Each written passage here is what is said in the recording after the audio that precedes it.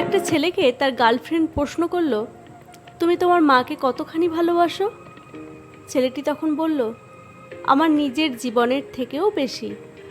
Girlfriend তখন বলল, যদি তোমার মা বৃদ্ধা হন তখন কেমন ভালোবাসবে? ছেলেটি তার পকেট থেকে 1000 টাকার একটা চকচকে নোট বের করলো আর বলল, আচ্ছা বলো তো এর মূল্য কত?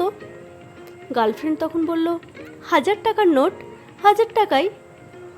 ছেলেটি তখন হাত দিয়ে নোটটি মোচড়ানোর পর বলল, আচ্ছা এখন বলো তো এটার মূল্য কত?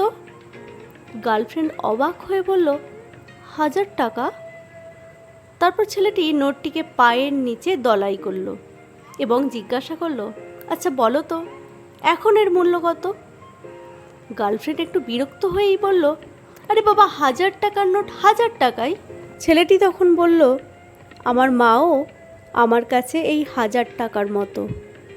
যতই বৃদ্ধা হোক না কেন আমার কাছে তার মূল্য সব সময় সমান।